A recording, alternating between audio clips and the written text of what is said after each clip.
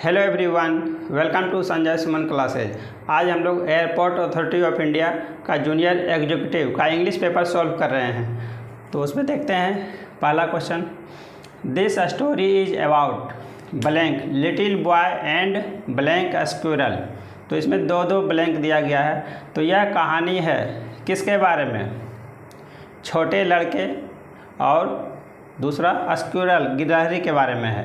तो यहाँ पर जो है लिटिल बॉय, तो यहाँ पर पता चल रहा है कि एक आदमी के बारे में बोला जा रहा है। तो इसके लिए हम लोग ए का प्रयोग करेंगे और दूसरा और गिलहरी के बारे में। तो यहाँ पर जो है दी का प्रयोग करेंगे तो पूरा गिलहरी जाति का बोध हो जाएगा। तो यहाँ पर जो है सिर्फ हम लोग एक गिलहरी के बारे में बोल रहे हैं। यह कहानी जो है एक छोटा लड़का और एक गिलहरी के बारे में है। तो इसमें हमारा करेक्ट विकल्प जो है ऑप्शन बी हो जाएगा।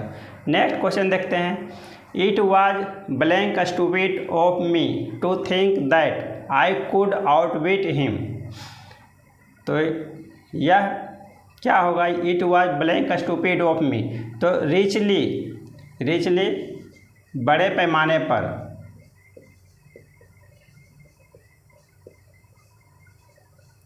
फुल्ली पूरी तरह, अटरली बिल्कुल या सरासर,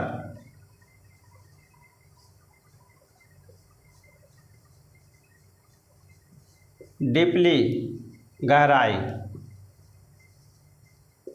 तो यह it was utterly stupid of मी, यह सरासर मेरी बेवकूफ़ी थी कि सोचना that I could outwit him.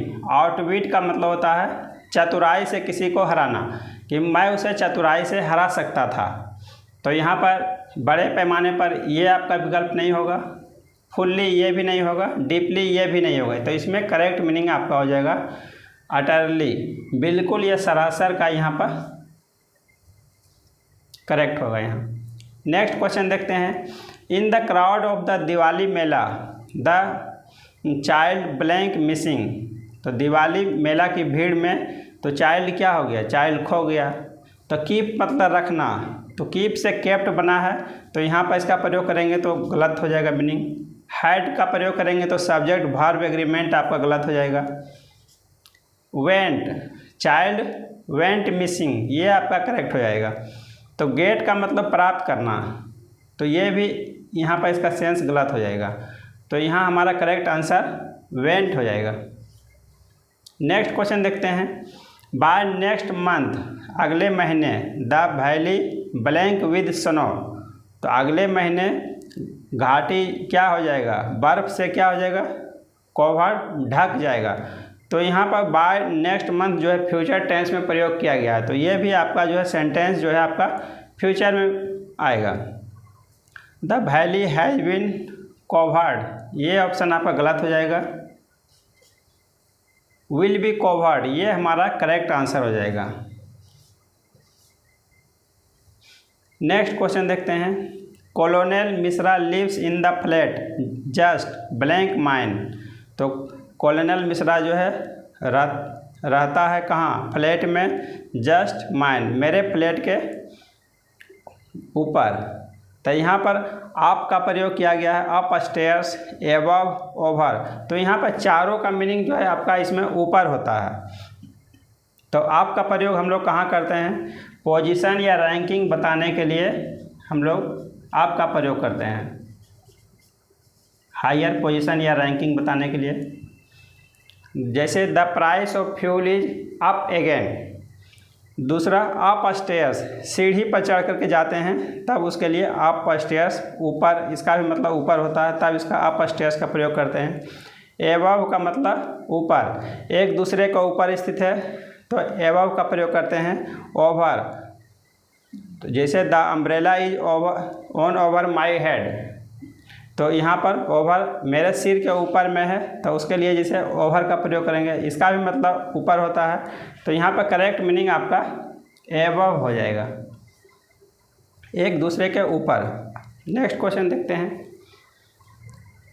Don't blow your blank complete proverb, ये जो है एक लोकोक्ति है, इसको आपको पूरा करना है। तो ब्रीज अवे का मतलब होता है दूर जाना। ऑन ट्रम्पेट अपना वाद्ययंत्र। कैंडल ऑफ मोमबत्ती बुझाना, ये भी इसका कोई सेंस यहाँ नहीं बैठता। दूर जाना इसका भी कोई सेंस नहीं है। चांसेज अवे, चांस का दूर जाना, ये भी नहीं होगा। तो यहाँ पर don't blow your on trumpet, अपना प्रशंसा खुद करना या अपना ढिंढोरा पीटना। तो इसका मतलब ये लोकोक्ति हुआ। तो इसमें करेक्ट मीनिंग हो जाएगा आपका don't blow your on trumpet. Next question देखते हैं। How did you like living on blank island for 6 month. आप एक आइलैंड पर 6 महीने से कैसे रहना पसंद करते थे। तो यहाँ पर दी का प्रयोग, एन का प्रयोग, ए का प्रयोग या फिर नो वर्ड्स रिक्वायर्ड। इसमें 4 ऑप्शन दिया गया है। तो आइलैंड जो है द्वीप संसार में बहुत सारा है। संसार में एक चीज़ जो रहता है उसके लिए हम लोग दी का प्रयोग करते हैं। तो यहाँ पर दी का प्रयोग तो पहले ही ख़त्म हो गया। तो ए या एन का प्रयोग करना है। तो ये वोवेल से स्टार्ट हो रहा है, तो इसके लिए हम लोग एन का प्रयोग करेंगे। तो ये हमारा ऑप्शन सी ये करेक्ट हो जाएगा। नेक्स्ट क्वेश्चन देखते हैं। They tied blank hands and locked him in a room. उन्होंने हाथों को बांध दिया और बंद कर दिया, एक कमरे में उसे बंद कर दिया।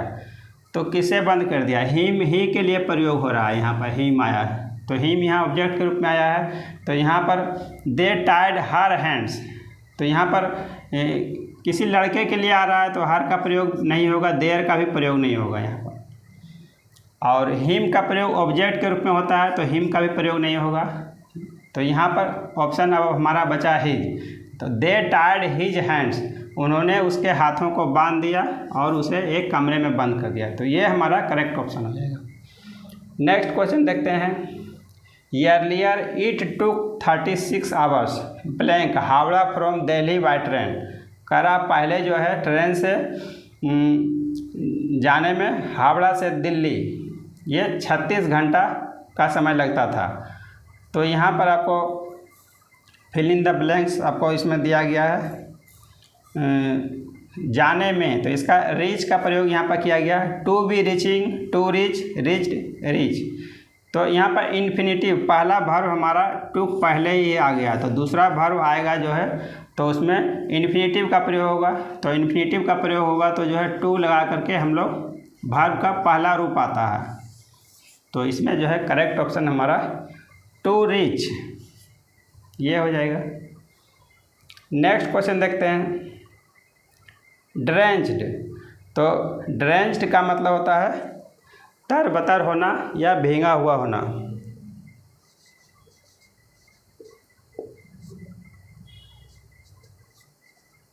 कोल्ड ये ठंडा हो गया, ड्राई सूखा। सोक्ड, सोक्ड का मतलब भी होता है भींगा हुआ।